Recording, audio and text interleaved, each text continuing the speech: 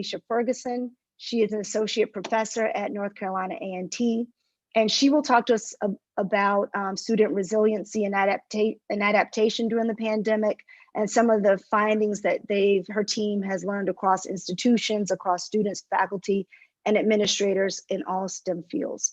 So let's welcome Dr. Ferguson.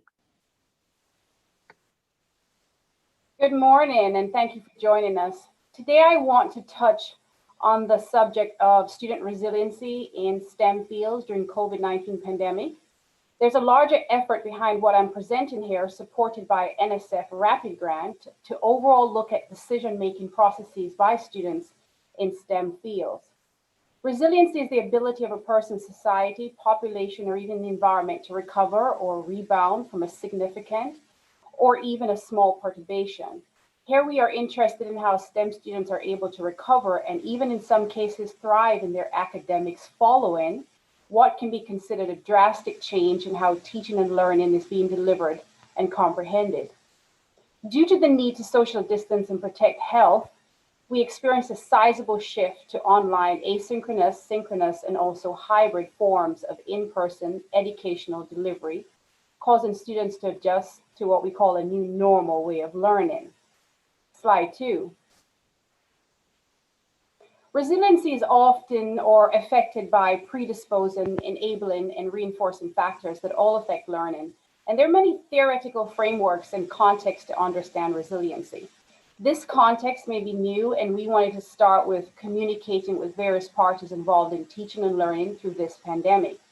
We interviewed here 18 administrators, 63 students, and 32 faculty members across 6 institutions we thought had varied profiles, like student demographics, including race, and focused in the interviews on questions surrounding their experience and perceptions related to student functioning, behavior, and performance.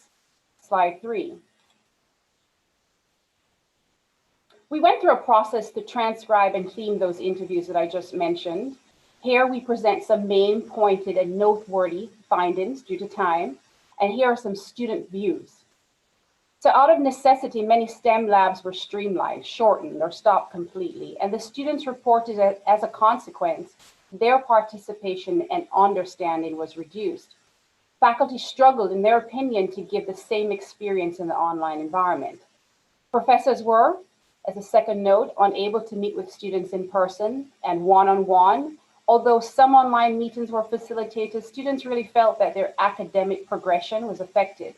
In a similar way, they really miss that peer interaction and support, where this is critical in motivating students to perform based on shared experiences.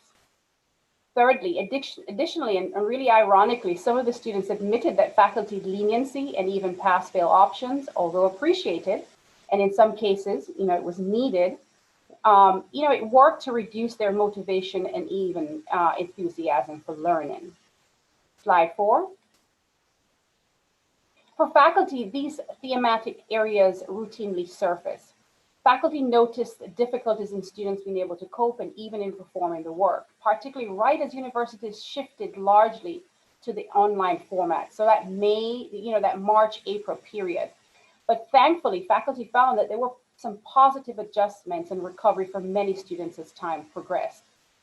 Universities asked faculty to be lenient, and what we found across universities was inconsistencies and lack of clarity on what lenient really meant, and how to establish that fairly and even strategically. Understanding how this affected a student's decision-making and resiliency in short and long run will be challenging for us. Slide 5. From the administrator's perspectives, they had a number of conflicting responsibilities to consider. How is the university to ensure overall functioning? And how are we to respond not only to student learning and achievement, kind of the ultimate university goal, but also faculty response and functioning when faculty are a critical part of that student experience. Administrators had to, and when I mean administrators, deans, chairs, they had to make decisions on pass, fail, and withdrawal options. And along with that, the impact on student learning outcomes and transitioning to higher level courses, graduate school, and even to the workforce for those senior students. In particular, hands-on labs, field experiences, and learning through doing are critical aspects of STEM learning. Administrators also found both a lack of motivation and ironically increased motivation in achieving learning goals, because either some families and students had increased challenges in their lives, while some actually had decreased distraction in moving back to a more ideal home environment. Again, this is likely where the impact of COVID was not the same for all the students and all communities. We refer back to the term resiliency. These predisposing factors that affect coping, recovery, and rebound come into play. Your resources, internet access, savings, a large home for private spaces to learn, and even the university that you attend with its given resources are all influential for resiliency. Universities also learn really quickly about their level of technology savviness for both students and faculty, for either stemming online cheating, for facilitating labs online as examples. And in some cases, universities really try to increase that knowledge base rapidly through trainings and purchase of equipment. Slide 6, our last slide. But what can we do as university educators to really support student resiliency in the STEM fields during events like COVID-19 that really changed specifically how STEM content was delivered or is delivered? These are some of the main thoughts from all groups, student, faculty, and administrators. One, we need to give students and faculty the needed resources, computers, cameras, internet connection. We need to be proactive about creating and delivering innovative lab content online. We need to collaborate and share ideas across universities and educators. We need to find innovative ways to have students intern with companies and even other universities online to continue and reinforce STEM learning.